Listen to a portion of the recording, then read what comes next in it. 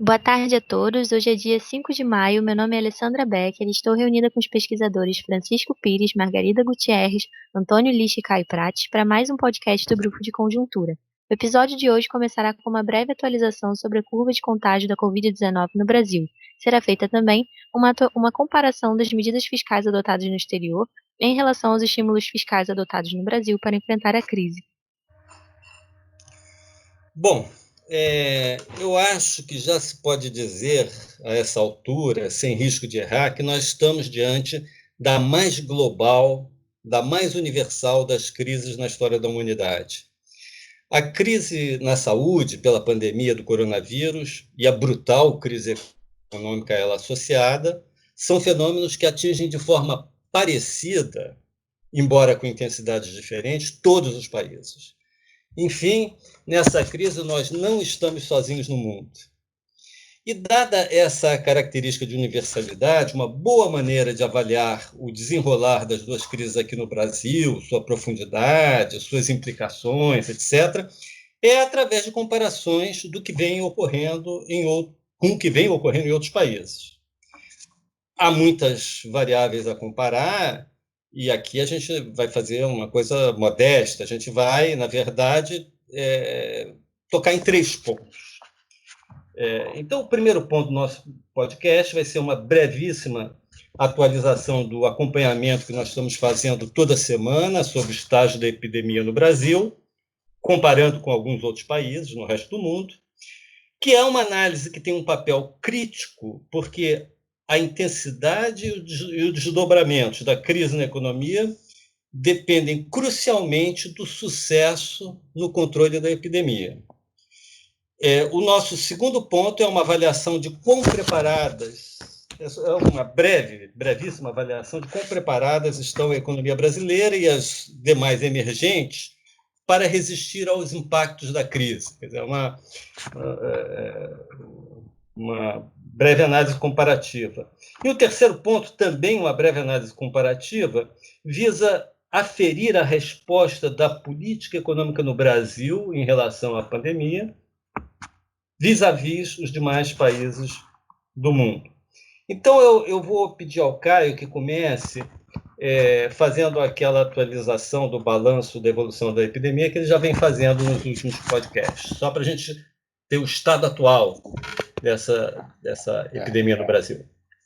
O que tem preocupado no período recente em relação à evolução da Covid-19 no Brasil é a questão que nós vínhamos nas semanas anteriores, até uma semana e meia atrás, com um recuo bem significativo das taxas diárias de crescimento do número total de mortes, e agora, no período recente, essa redução arrefeceu muito.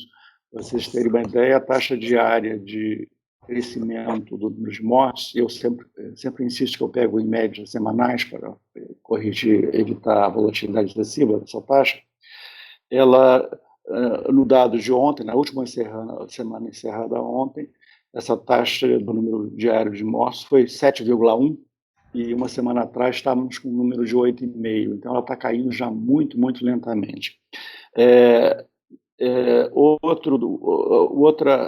Uma consequência dessa taxa estar caindo muito lentamente é que uma outra medida que é muito usada, que é o número diário de mortes, que eu também pego em média de 7 dias para cortar a volatilidade, esse número diário de mortes é um dado muito acompanhado, porque tem toda a ideia de que esse número absoluto de mortes diárias, né, ele vai subindo, e aí tem um pico e depois começa a recuar. Esses dois indicadores são muito importantes porque eles têm além da questão em si, da sanitária, que é a principal, quando a gente olha o nosso tema, a economia, a possibilidade de ter uma flexibilização um pouco mais de segurança, pelo menos na fase inicial, da economia, da atividade econômica, suponho que a gente tenha passado pelo pico do número de mortes, ele já esteja em claro declínio acentuado, e isso sempre é acompanhado por uma taxa do crescimento diário de mortes, também bem mais baixa, convergindo para 0, ou 1 ou 2%, não mais do que 3%. porque esse critério tem sido usado internacionalmente pelos países que estão discutindo mais já a flexibilização, e que são países que estão nessa situação. O número de mortes, a curva já reverteu, o número de mortes já está muito mais baixo do que em relação ao pico, e a taxa diária é uma taxa modesta. São critérios usados. Claro que nem nada garante, o dado desconhecimento de todos sobre a epidemia, nada garante que essa flexibilização não seja acompanhada de um recrudescimento do contágio e uma volta do crescimento da epidemia à frente. Mas digamos, seria uma fase inicial, um ponto de partida para uma abertura mais segura da economia. Então, por esse lado que eu estou olhando para juntar com o nosso tema, que é esse, né? A questão econômica. Então, isso é uma preocupação, o fato que a gente está recuando muito lentamente essa taxa e o número de mortes continua subindo. O número de mortes, por exemplo, médio na semana passada, encerrada na segunda passada, era 281 mortes por dia na semana lá atrás. Nessa última semana subiu para perto de 400. Então, a gente continua, por esse critério, número de mortes, na fase ascendente da curva, ainda não há um pico visível. Eu fiz uma continha, para você ter uma ideia, para estabilizar o número atual, que é perto de 400 mortos diários na última semana, para que nessa semana que vai de agora até segunda que vem, a gente estabilizasse esse número de mortos, a taxa diária do crescimento de mortes nessa semana teria que cair de 7,1, onde ela está, para 4,7 por dia. É uma queda improvável, porque a queda nas últimas 2 semanas vem caindo muito mais lentamente do que isso. Então, isso significa que a gente vai chegar a semana que vem ainda sem chegar no pico do número de mortes. Tudo isso, a implicação para a gente é que isso posterga um pouco, ainda não sabemos quanto tempo, o início de uma flexibilização mais efetiva da economia, volta do comércio, principalmente, eu estou falando nas regiões metropolitanas que são o epicentro da crise, principalmente. Claro que você pode eventualmente ter aberturas aqui e ali em cidades menores, mas no epicentro da crise, e Rio e São Paulo continuam um pouco mais de 50% dos casos, ainda parece que não está no horizonte essa flexibilização da economia. Eu não quero me alongar muito, só queria dizer que um dado que continua sendo positivo, em contraface a isso que eu falei que é negativo, é que o Brasil continua com o número de mortes por 100 mil habitantes, aí entra a questão das comparações internacionais, muito baixo quando se compara com a Europa, mesmo com os Estados Unidos. É um nível de... essa relação número total de mortes por 100 mil habitantes no Brasil ainda continua sendo um indicador favorável, mas na comparação com o que seriam mais os nossos pares, os países latino-americanos, aí não. Aí o nosso desempenho não é bom. Dos países que eu estou acompanhando, o Brasil só é levemente melhor do que o Peru. É pior que todos os outros que eu tenho olhado. É pior que a Argentina, Colômbia, Chile, mesmo o México. Ele apenas é um pouco, levemente melhor que o Peru. Então, na América Latina, nosso desempenho por esse indicador óbitos, 100 mil habitantes, não é bom, mas é muito favorável em relação ao mundo. O Brasil ainda está com uma relação bastante modesta, 3,4 mortes por 100 mil habitantes. Mesmo se a gente pegar Rio e São Paulo, que são o epicentro da doença, estamos caminhando já para 6 mortes, para 5,9 mortes por 100 mil habitantes. Mas isso se compara com os Estados Unidos, acima de 20 mortes por 100 mil habitantes, e os europeus é um outro mundo. Espanha e Itália ao redor de 50 mortes por 100 mil habitantes, a França e o Reino Unido girando em torno de 40 mortes por 100 mil habitantes. Os Estados Unidos está com 21 mortes por 100 mil habitantes. Então, sobre a atualização, era isso que eu teria para dizer. Bom, esses últimos dados que o Caio deu aí, eles nos mostram uma realidade surpreendente, que ninguém esperava. É que os emergentes, as economias em desenvolvimento, estão se saindo até agora melhor do que as economias avançadas. Isso é uma das... Pode ser que isso seja só por enquanto, mas é que esse por enquanto está durando bastante, né? Isso é uma coisa que depois precisa ser melhor analisada, porque é Só, uma totalmente. Só uma observação sobre isso, por enquanto, que você falou. Mesmo que a gente controle pelo número de dias da primeira morte, digamos, Isso. nos Estados Unidos, por exemplo, no mesmo momento, eles tiveram a primeira morte 17 dias antes da gente. 17 dias atrás, os Estados Unidos já estava com 11 mortes por 100 mil habitantes, então muito acima da gente hoje.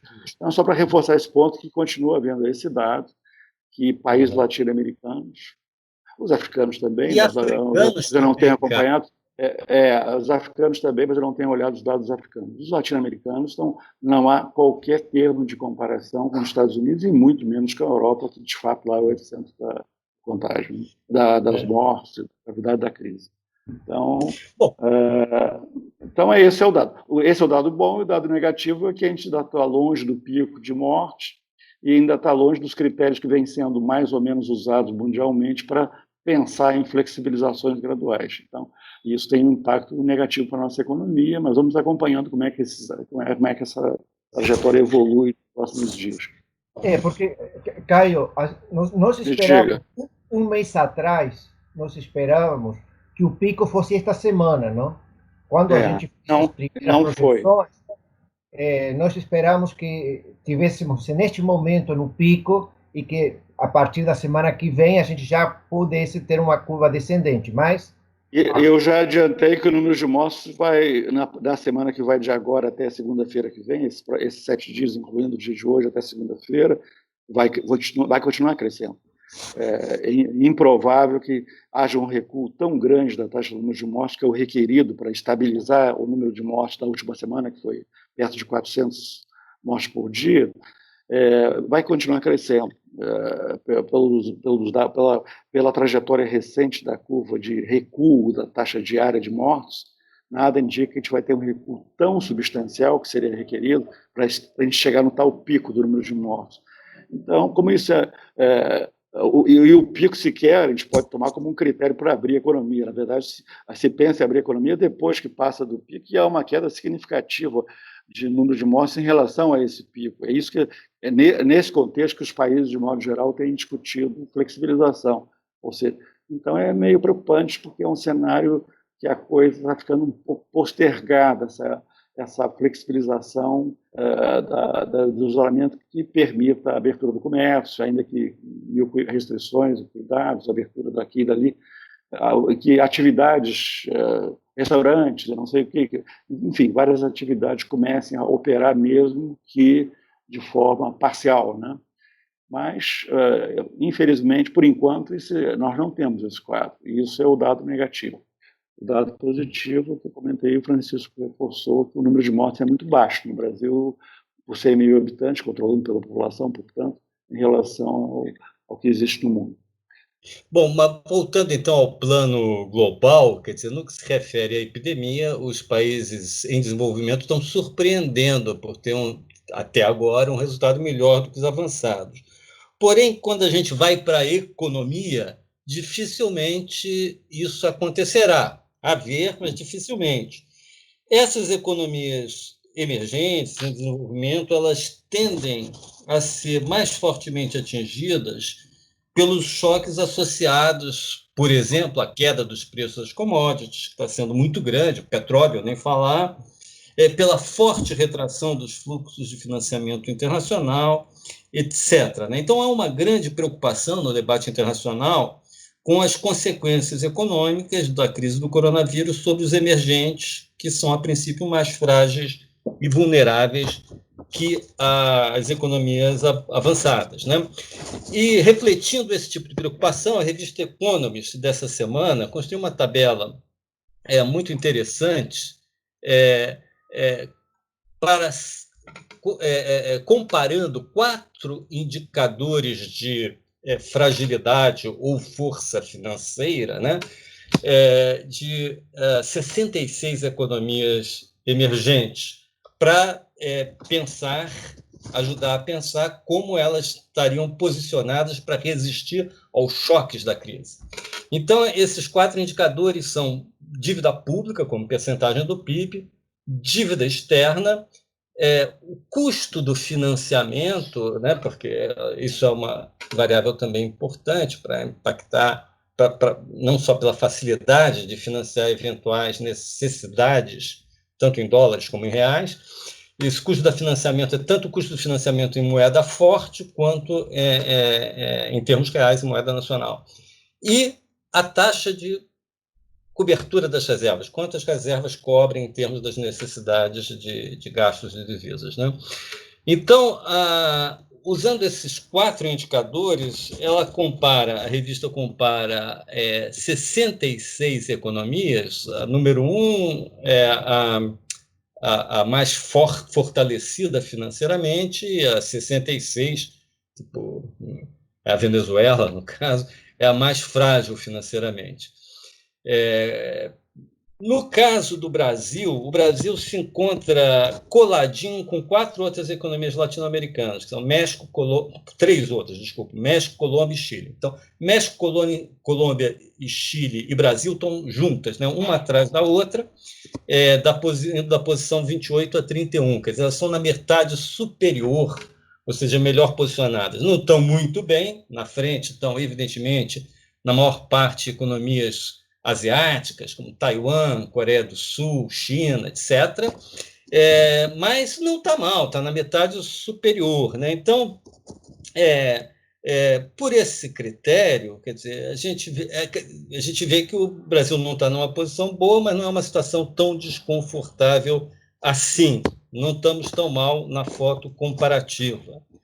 No caso do Brasil, por exemplo, em particular, a nossa fragilidade, a nossa grande fragilidade, está associada a apenas um dos 4 indicadores, que é a dívida pública. No entanto, aí a gente está com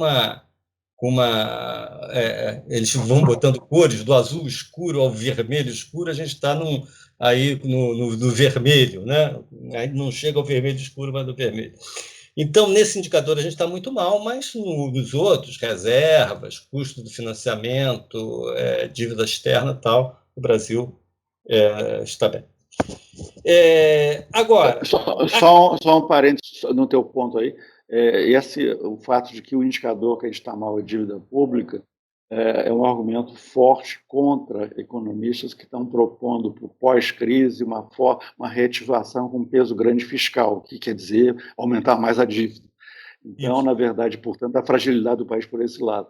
É só que exatamente esse caminho que alguns propõem, e eu acho que, infelizmente, a tendência, por causa da gravidade da crise, que essas propostas que até ganhem força e possam pôr em risco o caminho que a gente está seguindo, imaginando para o pós-crise, esse caminho se levanta com essa questão fundamental, que é o tamanho da dívida pública, totalmente descolado da média dos emergentes. Pois é, e isso que é um problema que tende a ser agravado pela resposta da política econômica à crise, né? Que é a segunda comparação que eu ia trazer aqui para o nosso podcast. Na verdade, a política econômica que o Brasil está adotando em resposta à epidemia está totalmente dentro do padrão internacional em termos do tipo de política. São políticas medidas fiscais, monetárias e financeiras voltadas fundamentalmente para 3 pontos. Primeiro, garantir a sobrevivência das pessoas que perderam seus empregos e rendas por causa da política das medidas de isolamento social. 2, garantir a sobrevivência das empresas cujo fluxo de caixa mingou ou até mesmo secou inteiramente. 3, evitar uma crise financeira que tornaria a crise econômica mais profunda.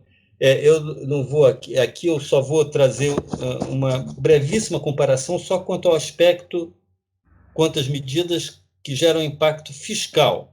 Vou fazer isso porque o Ministério da Economia divulgou na semana passada um balanço com estimativas de gastos, comparando gastos com o combate à pandemia, comparando o Brasil com outros países. É uma tabela muito interessante, nem todo mundo viu essa tabela e, por isso, eu gostaria de me referir a ela.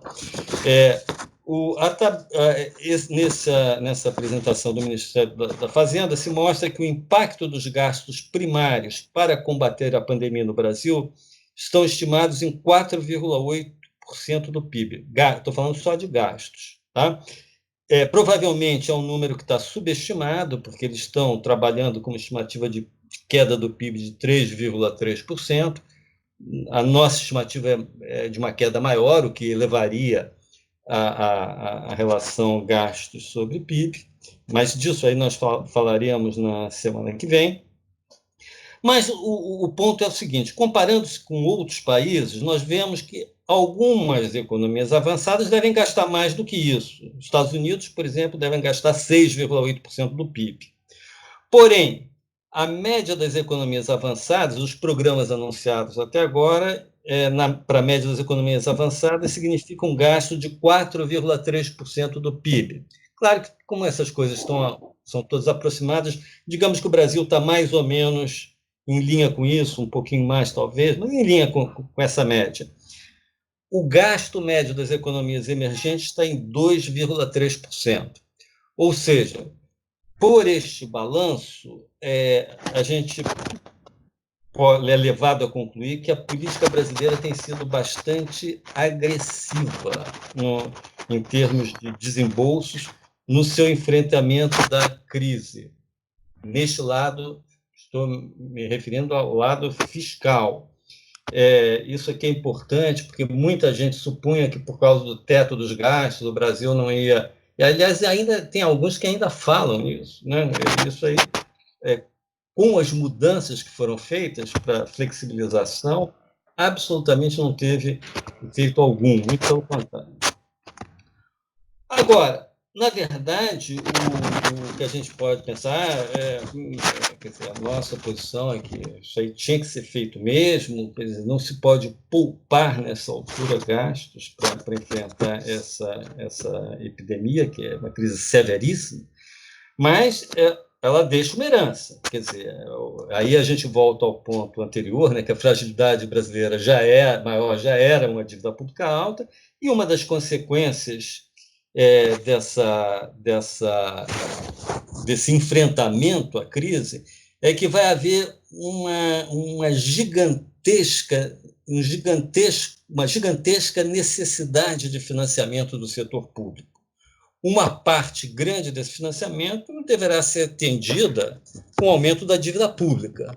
Existem outras formas de atender a uma necessidade de financiamento maior, mas uma parte grande deve ser aumento da dívida pública, que pode ir a mais de 10% do PIB, e isso aí coloca uma questão central não só para como enfrentar agora, mas sobretudo para o pós-epidemia. Isso tudo vem suscitando um grande debate. Nós vamos tratar disso mais profundamente num próximo podcast, mas eu gostaria aqui de ouvir aqui algum comentário, assim, um aperitivo, digamos, né, aqui dos meus colegas Caio e Margarida, sobre essa questão, né, que desafio isso aí coloca para o Brasil, esse crescimento da necessidade de financiamento. Queria fazer um comentário mais pontual sobre o que já saiu. No final agora no dia 30 de abril foi divulgado dados fiscais, incluindo dados sobre dívida pública e mais, relativos ainda ao final de março, né? E eu queria fazer um comentário pontual. Na verdade, toda essa questão que vai se colocar do ponto de vista fiscal é o quê? Um brutal aumento do déficit público nominal e um brutal aumento, que é a sua contraface, da dívida pública bruta do governo geral. Só que esse efeito, por enquanto, ainda não. Ele vai aparecer certamente nos dados de abril, que vão ser divulgados ao final de maio. Já vai aparecer de forma bem relevante esse salto no déficit público, em particular no déficit primário do governo, por conta desses gastos de perda de arrecadação, e um aumento da dívida bruta grande. Mas isso ainda não houve, mas mesmo não tendo havido ainda em março, já dá para destacar alguns pontinhos que eu acho que são relevantes, porque nos dão uma luz, sugere uma indicação de como é que as coisas vão evoluir daqui para frente do ponto de vista de financiamento desse enorme déficit público. como é que vai bater, de que forma bate na dívida. O déficit público nominal medido em 12 meses praticamente não se alterou, ele estava em 5,9% do PIB no final do ano passado, agora está em 6,3%. Nós imaginamos que ele vai subir muito, provavelmente vai passar de 12% do PIB.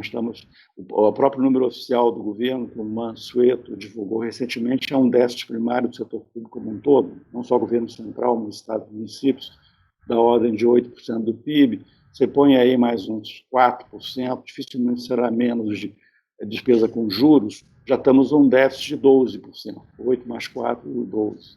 Do PIB, contra o déficit que fechou ano passado um pouco abaixo de 6% e atualmente está ligeiramente acima de 6% do PIB. Então, vai, no mínimo, dobrar o déficit público. Quanto à dívida pública, mas esse impacto ainda não houve, vai começar a aparecer claramente nos dados de abril, divulgados ao final desse mês de maio. Quanto à dívida, mas já dá para chamar a atenção do seguinte: a chamada dívida bruta, que estava agora em fevereiro em 76,7% do PIB, essa dívida bruta é a tal que muita gente está estimando que pode se aproximar de 90% do PIB no final do ano. Ela estava em 76,7%, agora subiu para 78,4% do PIB. Mas o que eu queria chamar a atenção é que esse aumento foi todo concentrado na dívida das chamadas operações compromissadas. O que é isso exatamente? São títulos do Tesouro que estão na carteira do Banco Central e o Banco Central coloca junto aos bancos com acordos de recompra, dele recomprar em prazos prazos relativamente curtos esses títulos.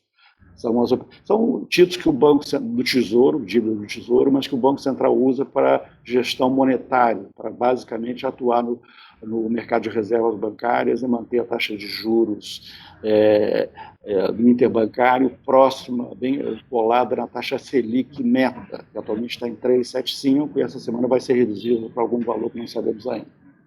Na reunião de amanhã do banco, o Copom vai amanhã anunciar uma redução da Selic. O que eu queria chamar a atenção é que esse aumento da dívida bruta está todo concentrado em aumento das compromissadas, o que significa, e que foi inclusive maior do que esse aumento da dívida bruta total. Então, na verdade, é como se as outras dívidas tivessem recuado um pouco e as compromissadas são dívidas de curto prazo, títulos do Tesouro, mas colocados pelo Banco Central. Então, eu estou querendo chamar a atenção que esse padrão de financiamento, que implica, na verdade, não só um financiamento do déficit público indiretamente, mas também uma mudança na composição da dívida, dívidas mais longas saindo de cena e entrando dívidas mais curtas, em particular essas chamadas operações compromissadas, esse padrão. Bom, então, o que esses dados sugerem do lado da evolução da dívida bruta é isso, que provavelmente ele dá uma indicação de como as coisas vão caminhar para o restante do ano, no sentido de cada vez mais teremos não só um aumento da dívida bruta muito forte para financiar o déficit, mas uma mudança na composição da dívida no sentido de cada vez mais as operações compromissadas, que são essas dívidas mais de curto prazo, ganharem proeminência, um peso maior no financiamento público. Então, basicamente, isso que é por esse caminho que a gente está indo, na verdade, aparentemente. Bom, então ficamos por aqui, continuando nossa quarentena, todos em casa, e até a próxima terça-feira com mais um podcast do Grupo de Conjuntura. Abraço a todos.